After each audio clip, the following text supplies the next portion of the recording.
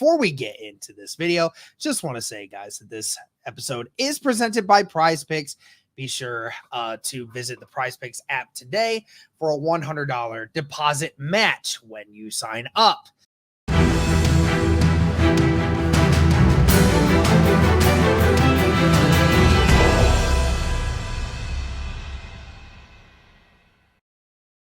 All right, what is going on, Colts Nation? So the Indianapolis Colts lose a very tightly contested game to the Houston Texans by a score of 29-27. Guys, we're coming to you right after this game.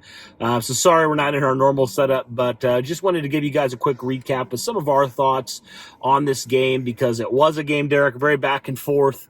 It felt like I was doing this half the time during the game. Yeah. Very back and forth, like I said, very up and down. Very feast or famine a lot of times in this game. Like you'd feel very hyped and something good would happen and then something else would happen. Yeah. But at the end of the day, Colts weren't able to get it done, but a very good game, a very fun game to be at. I'll say that despite the fact the Colts didn't win. Shout out to Wildcat, being able to go with him and his wife. They're awesome. So it was a really cool experience overall. As you can tell, I'm kind of lost my voice a little bit from all the yelling and everything because there was a lot going on in that game. But Derek, let's just jump right into it. So obviously a very tough loss for the Indianapolis Colts, a game that obviously they had circled on their schedule from last year. Again, another very tightly contested game, but Derek, the Colts extremely competitive in this game. They were in it right till the end. And unfortunately, just some mental errors, some mistakes, some things that cost them last year, cost them again this year. But a lot of people saying the season's over and all this stuff, but Derek, a lot of football still left to be played for the Indianapolis Colts. And while we never like a loss, never will root for a loss, never, like that at all.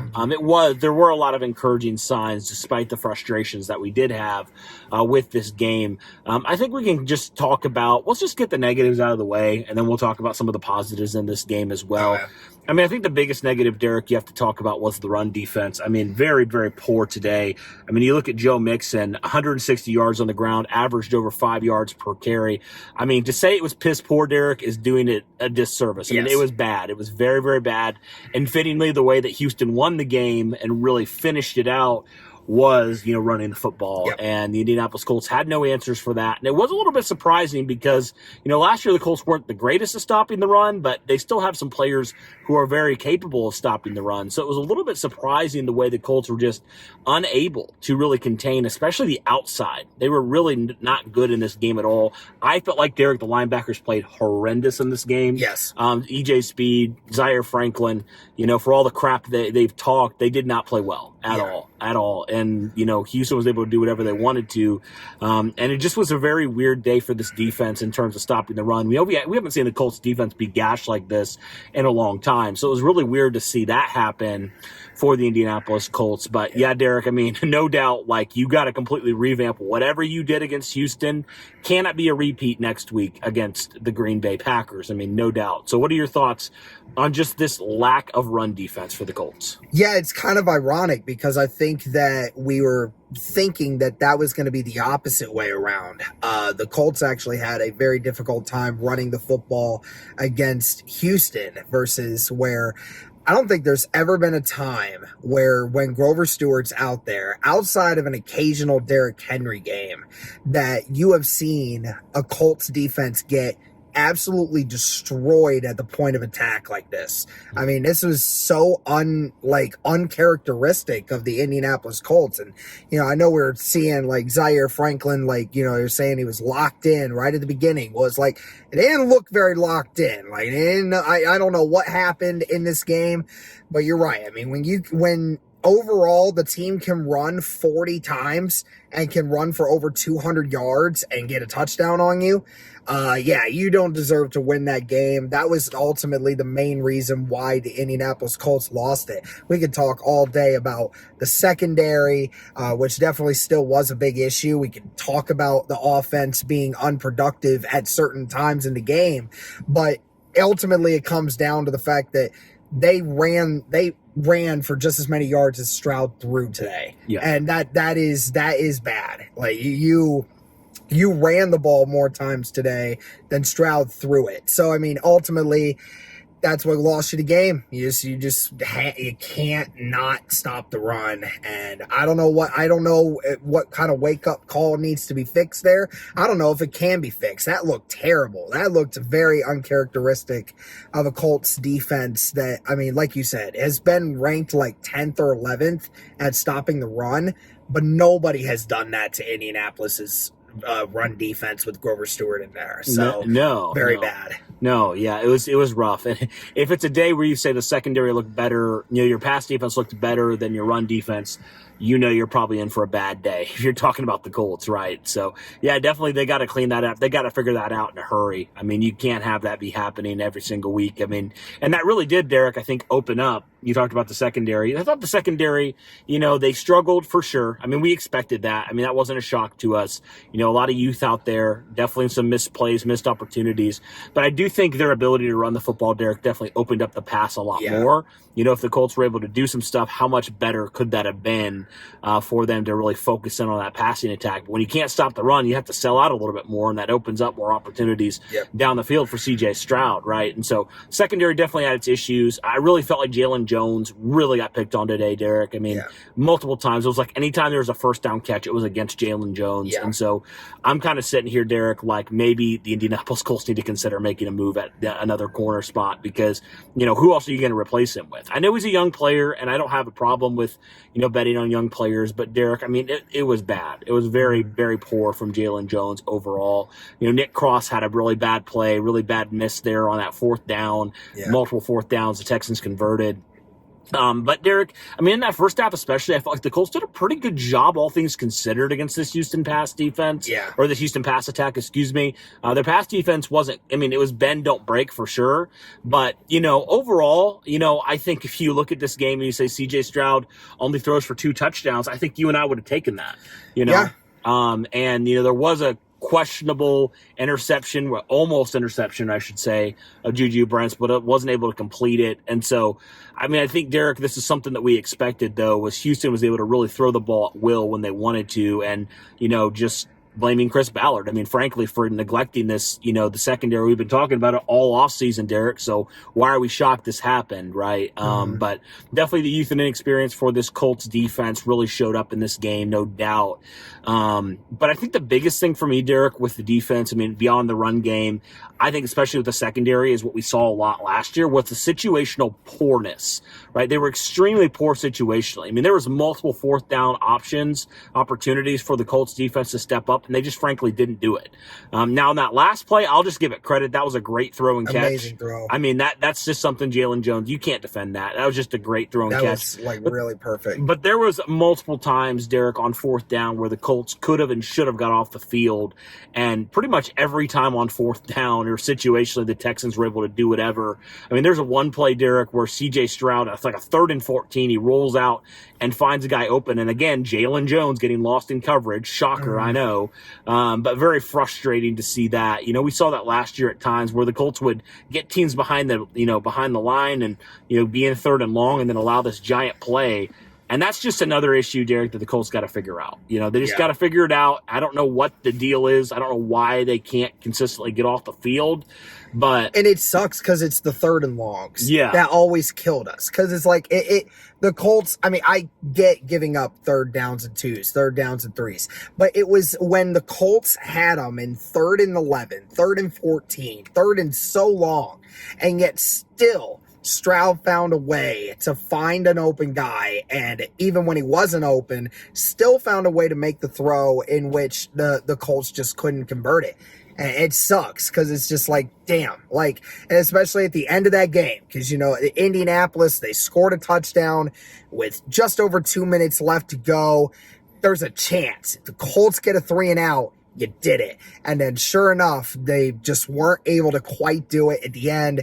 And, Indy would have had just under 2 minutes left. They would have had a timeout. They would have had decent field position.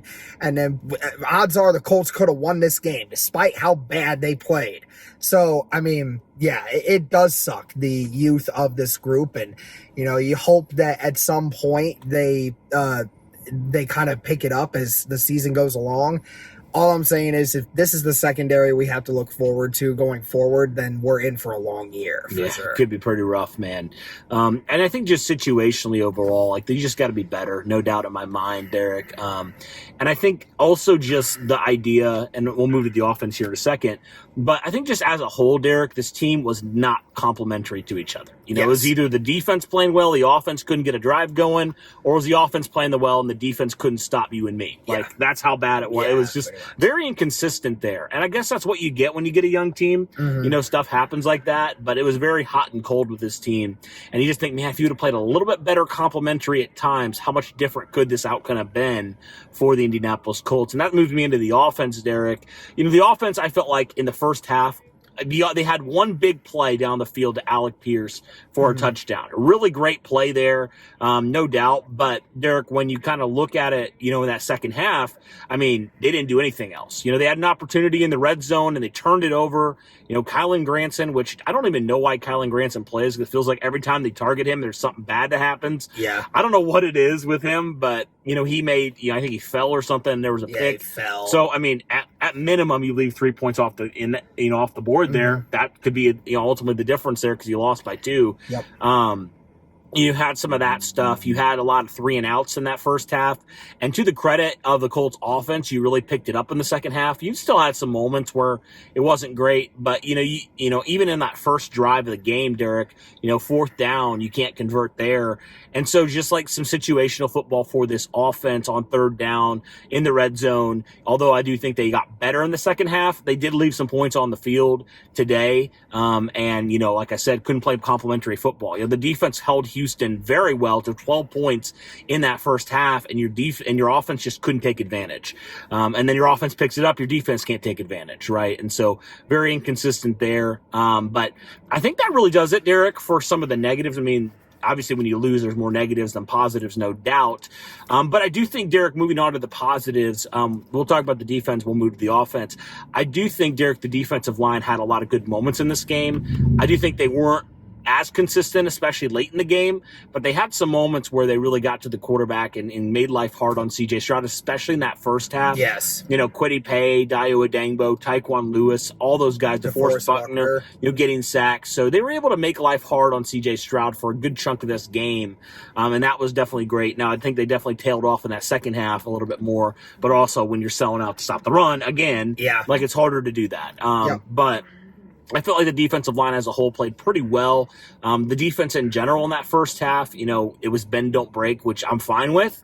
You held Houston to a lot of field goals in that first half. Especially with the offense having the fact that they only had one drive that was ever sustainable, and then they ended up, you know, having it do like that. And that first drive, you gave Houston the ball on almost at midfield. Right. So, I mean, you know, in total asterisks, you know, I mean, when it came to the first half, you're right. Like, it was the bend, don't break. There was a couple times where they were put in bad positions by the offense. But at the same time, you know, I mean, there were times early in that first half where, they made enough plays to make it to where Texans couldn't get anything going. So that's ultimately what you wanted. And the Texans had that huge blunder in the end of the first half.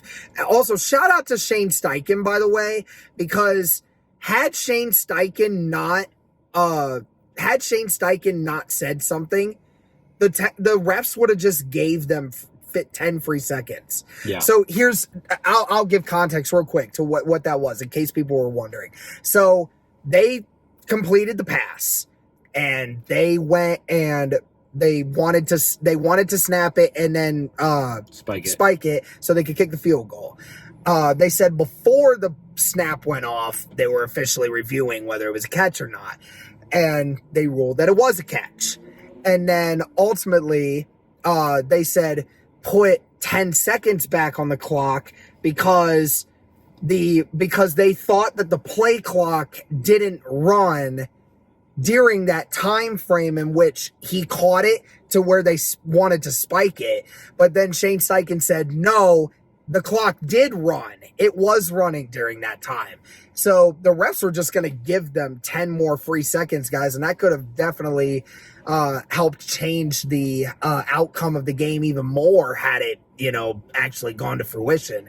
So great job by Shane Steichen to recognize that and call that out, because clearly this officiating crew clearly was not on the right page today either. Yeah, so. It's pretty rough day for the officiating crew. A lot of missed calls there, but again, we're not gonna cry about that. But that was definitely a frustrating part of it for sure. But the defense kept you in it in that first half, but definitely tailed off in the second half, no doubt about that. Guys, football season is right around the corner. Definitely got to make sure you're getting in on the excitement with Prize Picks, America's #1 fantasy sports app.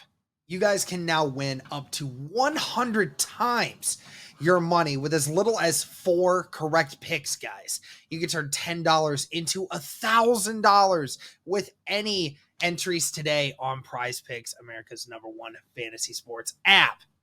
I mean, guys, look, I'm looking at some of these entries here. And if you're an Indianapolis Colts fan like myself, which you probably are because you're on here right now, well, I'm just looking at some of these season numbers here. And some of the stuff for Anthony Richardson, I have to get in on. Guys, we have one right here where it's 7.5 on the season rushing touchdowns for Anthony Richardson. Folks, Anthony Richardson had 4 rushing touchdowns in just 10 quarters of football last season. What do you think he's going to do this year when he's actually healthy and fully capable of going? Now, obviously, they're playing into the fact that they think he might get injured. Anthony Richardson doesn't. That 7.5 is an easy more when you want to talk into that one, guys. So make sure you are getting in on the action of getting some of these numbers for Anthony Richardson and other Colts players as well. Remember, guys, be sure to download the Prize Picks app today and use the code BTJ for your first deposit match up to $100. I think one thing, Derek, that I want to talk about with, this team, you got to talk about Anthony Richardson. I mean, definitely had his pseudo rookie moments, right? Like, we knew this. I mean, we were thinking about it, right? He played 10 quarters last year. So essentially, he's only played like 3. This was like his 3.5 game, right? Mm-hmm. So, which is kind of crazy. So we knew those plays were going to happen, Derek. Like, we knew those plays were going to happen. We weren't shocked when he had some inaccuracy issues.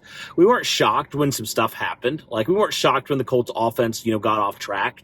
Like, we expected some of those things, right? And that's what we said. Like, he's going to have bumps in the road. Like, we're not shocked when it does happen because he basically still is a rookie at this point. Yeah. But, Derek, there is no denying that Anthony Richardson is electric. He's special. He is special, man. Special. The big plays, the wow factor. I mean, the game was entertaining. As much as we hate losing, like, seeing Anthony Richardson play a full 4 quarters of football, show exciting things, running the ball and throwing the ball. I mean, that just gets you excited about what's to come. I mean, there's no doubt Anthony Richardson, if he can stay on the field, Derek, he has special written all over him. I mean, the dude just has knack for big plays, even when you're down and out. I mean, Derek, there was multiple times in this game, like especially when Houston scores, you're down 20-29, you're like, okay, this game's probably going to be over, right? That's probably what's going to be the case when it comes to that. But Anthony Richardson leads that touchdown drive. He scores on that 4th down scramble, keeps you in that game. And I do feel like, Derek, if the Colts defense was able to give him back another one, you very well might have gone down there and won that game. Honestly. Like, I really do believe that with how well he was playing. And, again, he had some accuracy issues. He wasn't perfect, no doubt. I mean, today when you look at it, he was 9 of 19, so not great completion percentage. But again, Derek, he only attempted 19 passes in this game. And had a couple times where his receivers were not in the right place. Yeah, and he had 2 touchdowns, 1 pick. Now, you can probably honestly blame the pick more on Kylan Granson falling down. So you can maybe put more of that on the tight end there. But then he did have running the football. He, ironically enough, led the Colts in rushing today, Derek. 6 carries, 56 yards, and did have that scramble on 4th down. So, I mean, this dude's electric. Yeah. When he's on the field, Derek, there's no doubt the Colts are in any game. Like, you just get that sense. Like, there's guys you get that sense like you're never truly down and out. I felt truly if we had gotten that 3rd down stop that we would have won that game. Yeah. Honestly, so, I mean, just like things like that. But, like, how long has it been since you've truly felt like you have a quarterback that can keep you in games? Like, it's been a long time. It's been a while. So while Anthony Richardson surely is not going to be perfect, he did have his moments where he wasn't great, especially in that first half. I mean, he just showed Derek why the Colts believe he can become something really special, right? Yeah. And again, like this season, I know a lot of people like win the division, and we'd love for that to happen. But when you look at it, Derek, I mean, the only true thing that matters when it's all said and done is Anthony Richardson's development as a quarterback. Yes. That is what matters. You live and die by your quarterback. And if Anthony Richardson can continue to grow and learn this year and stay on the field, right, if he can continue to do what he does, right, those things are going to get cleaned up. He's going to get better, right? He's going to get better at those small things. He can make the big play. He can make the play you can't teach. Yes. He can make the guy in your face on second down. You chuck it up to Alec Pierce. I mean, perfect pass. Absolutely perfect. So it's like one of those passes that like you're in the backyard and you just throw it up to your homie and you have no idea whether or not it's going to be there or not. And it just turns out to be the most beautiful ball you've ever thrown in your life. And that's what it is. I mean, for sure. And no doubt. I mean, he had some passes that were off target. I mean, he had one to A.D. Mitchell that should have been a touchdown, but he just overthrew him a couple times. So, I mean, Derek, we said it. We were not shocked that happened. Like, we're not shocked. We're not expecting Anthony Richardson to come out and be a 65% passer, right? If you can get him at 60%, we're pretty happy about that. Yeah, because you can live with those if he had the big plays like we saw in this game, right? So, again, he's going to continue to grow. I think he's shown that he can be more accurate. And so I think as he just gets more experience, I mean, he's going to naturally get better. What I saw, even so, was like, his composure in the pocket too is absolutely insane. I mean, he has the ability to just stick in that pocket even when that thing is closing in on him to still manage to make that throw. It's just it's something that a lot of guys don't have because that internal instinct to just run away whenever there's close pressure. Anthony Richardson just doesn't do that. He's willing to stick in it and, stick around and make that throw, which definitely is awesome. And like you said, was not amazing today by any stretch of the imagination, but he was far from bad. The only reason that you were even in that game to begin with was because of Anthony Richardson and of Alec Pierce. Yeah, shout out to him. Shout out to freaking Alec Pierce. Only guy today. I mean, 3 catches for 125 yards and 1 touchdown every time he got the ball thrown to him down the field. I mean, Alec Pierce, we talk about it, guys. He is a matchup nightmare. There's no corner that wants to go 50-50 ball with Alec Pierce because they're going to lose every time. And that is exactly what happened. Ashton Doolin, 1 catch today, that 54-yarder where Anthony Richardson just freaking darted that thing in, and it ended up being a beautiful touchdown. Michael Pittman, 4 catches for 31 yards, probably the one non-factor there.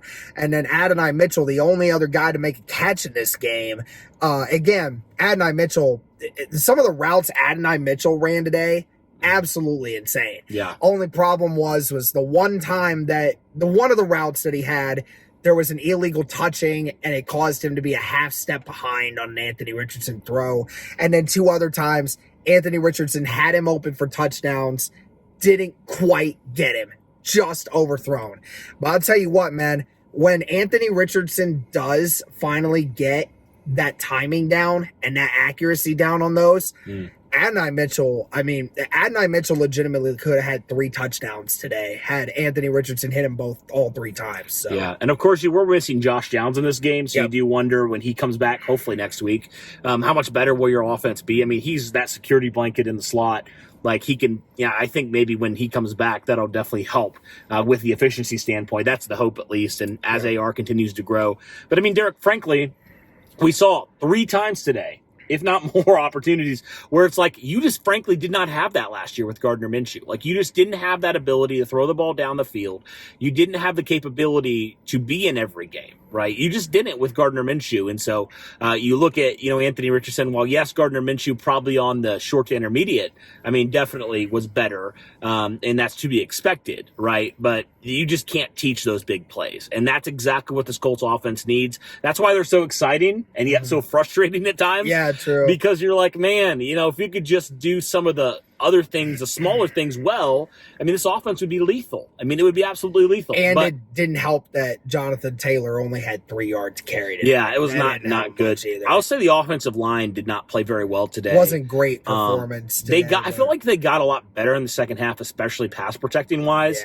Yeah. But again, it is a pretty ferocious front on the edges with Will Anderson and Danielle Hunter for sure. Again, guys, this is a really good Houston team. Absolutely. This is a team that is 100% going to get double-digit wins this year, most likely, and they will be a force to be reckoned with. So the fact that the Colts played so abysmally and yet still had a chance to win this game, I mean, it tells you there is still hope at the end of the tunnel.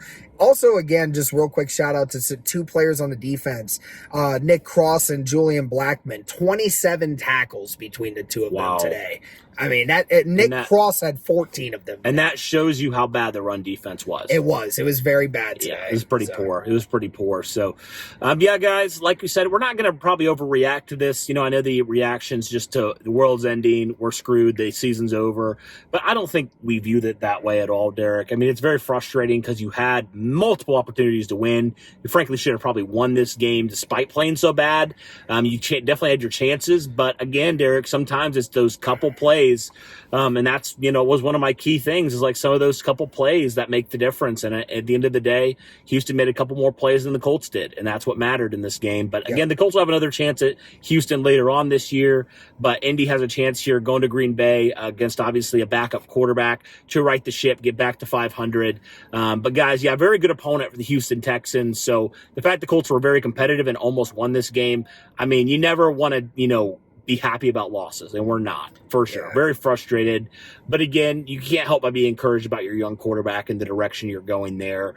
And hopefully, they get it shored up, and especially on the defensive side of things, and offense gets some more consistency down the field. Your offensive line figures it out, and you just kind of move forward, and learn from this. Again, this is a very young football team, especially on the offensive side of the ball when it comes to your skill guys. So you definitely have some chances to clean things up. But again, in week 1, there's always things you have to clean up.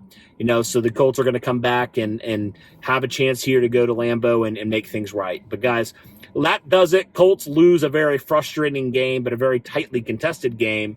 So let us know your thoughts overall in the comments down below. Guys, that'll do it for this one. Thanks so much for tuning in. And as always, go Colts.